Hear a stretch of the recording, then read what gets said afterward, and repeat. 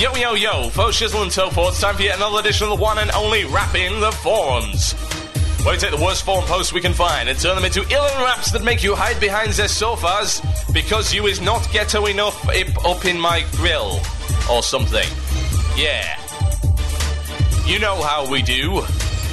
Or so, yeah. It's a 1 and a 2 and a 3 and a 4. Enhanced Shamans fixed in PvP. I would write this in the class forms, but at the state of enhancement Shamans, post-CVC, nobody at Blizzard reads the thousands of people whining about the state of the class currently. First, what happens to Enhanced Shamans that made them so bad? Pre-TBC. Enhanced Shamans has survivability, as healing and stamina gear wasn't as heavy as it is now. A NS heal in typical gear would heal around 30-50% of the player's life. Now it heals 25%. The same goes with other heals, whereby lesser healing waves would do 20-25%.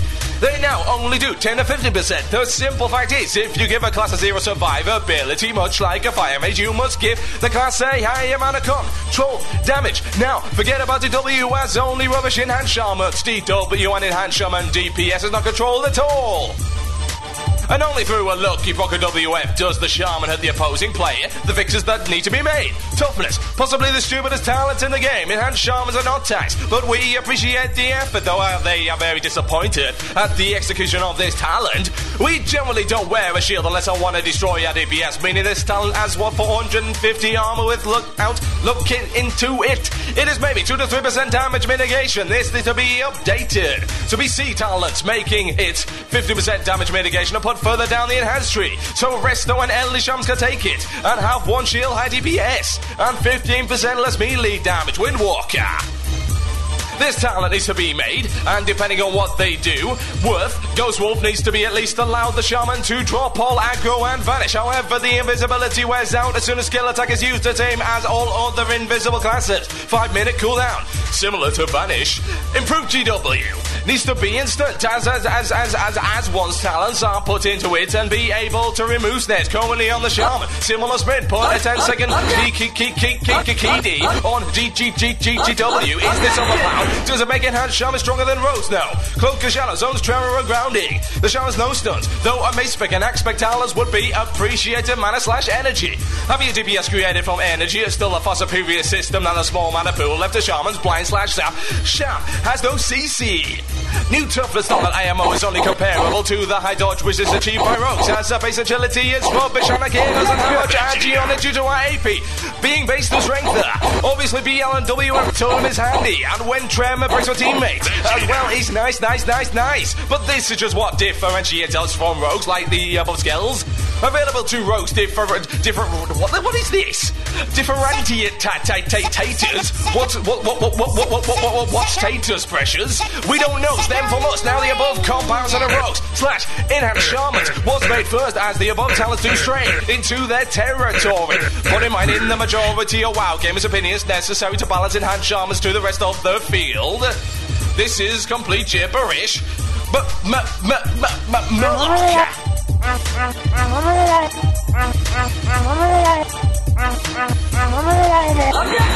Vegeta, what does the scouter say about his power level?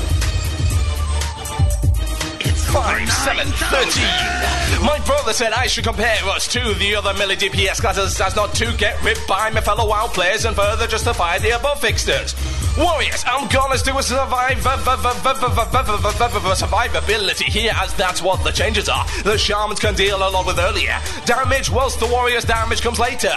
Obviously, if they are teamed together, the Warrior through BL and WF without being a spastic without damage the Shaman. Warrior survivability is through plate and fear. Neither the Shaman has. The Enhanced Shaman gets nothing from heals, as the biggest scrub in the game can out DPS our heals, making them useless, as we have to stop DPS into heal. So if healing was considered to be a way of surviving, we simply become a waited to die class. The common MS Warrior also has limited survivability, but more than the current Shaman.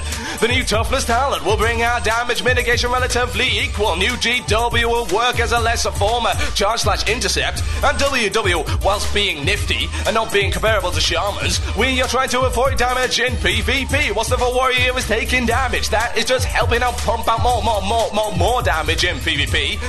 Comparison to Druids. A DPS is comparable.